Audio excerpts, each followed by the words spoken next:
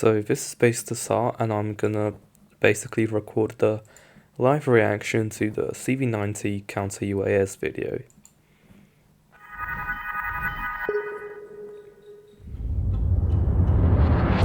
The large increase in usage of unmanned aerial systems, UASs, is both an asset and a threat.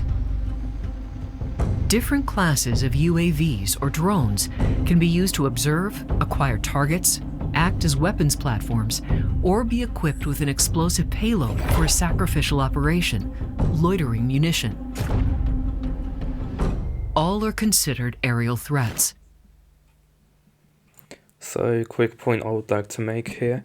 So in the Russia-Ukraine war, we see drones and stuff like that being used en masse by both sides, and the spectrum is massive, from very cheap Amazon drones that can just drop a grenade or do a little bit of recon here and there, to the more expensive stuff like the Turkish Bayraktar TB2.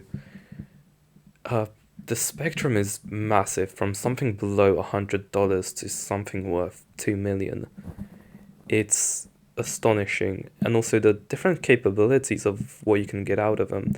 You have recon, you have loitering, you have everything. You could get a cheap drone and strap an RPG warhead to it and use it to knock out a BMP, which I've seen footage of, and it's kind of incredible. To you have a Bayraktar and it will take out a whole column. The ability to effectively engage air targets is a proven and prominent feature of all CV90s. This originates from the main sight and fire control system. The long and close cooperation between BAE Systems Hägglunds and Saab has fully explored the capabilities related to the main sight. The weapon system, together with the UTOS sight, with its unique features and other integrated sensors, provides a very good and reliable high-performance anti-aircraft capability.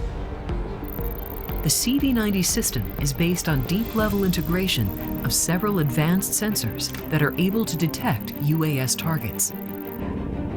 The CV90's ability to defeat small, high-flying, unmanned aerial systems ties together both general anti-aircraft and defensive aid suite capabilities.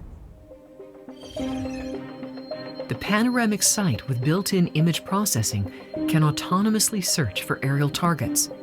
So this is something that has been in development for years. Like, drones are nothing new to the modern battlefield. They have been used previously in Afghanistan, Iraq, and I'm pretty sure in a few other wars. But these are the ones that I could just list off the top of my head. So drones have been a threat for the last few decades, like this century basically. And a lot of different armies have noticed they are a threat. We need to think of systems to get rid of them, and biosystems was one of them. And like, that is incredible. Like, and you don't see things like this being developed by other countries. The only other IFV which is going to have a similar system to this is the M2 Bradley, and it's going to be like a laser turret thing. I'm not too sure about it, so yeah. But yeah, CV90s is one of the first to receive this anti-drone system. It's amazing, it's wonderful. It's something that, like, we don't see the Russians doing any development on this. We don't see, for example, the Polish army or the British army put much into this type of development, or the Korean army. The radars also detect any aerial targets.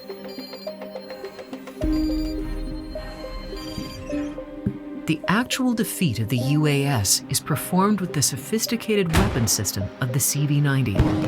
30, 35, and 40 millimeter programmable airburst munition is used to take the targets out of the sky. The CV90 Basically, massive shotgun go brr. effectively denies UAVs to come close, both with the main gun and also with the active protection system. The portee of the CV90's weapons creates a large aerial denial zone where all targets. Okay, this actually looks very impressive. Like the loitering munitions, the UAS, and ATGMs, ATRs, UASs. This looks freaking amazing, like, oh wow. Targets can be engaged. Yeah, like especially this type of drone, like the MQ-9 Reapers and Bayraktars, which I've mentioned previously. They are like, out of all the drone threats, I believe that's the biggest one. And it's something that we've noticed in Ukraine, like suddenly we're not hearing anything about the Bayraktar, and that's because they have all been shot down. Well, because they are the size of a car, and so they're easier to spot. However, it's all about the payload that they can carry.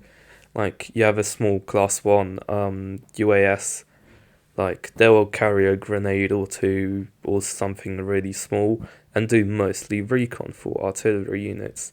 But an MQ-9 Reaper or Bayraktar, like, far way better, like way superior optics, operational range, and payload.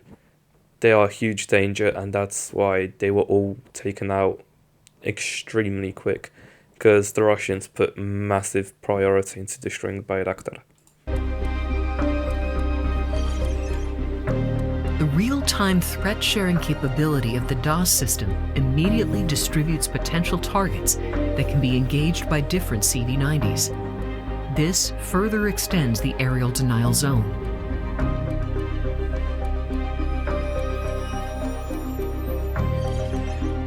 Recent and future threats of loitering munition that is foreseen to often attack from high elevation will be defeated by high-energy directed weapons like laser.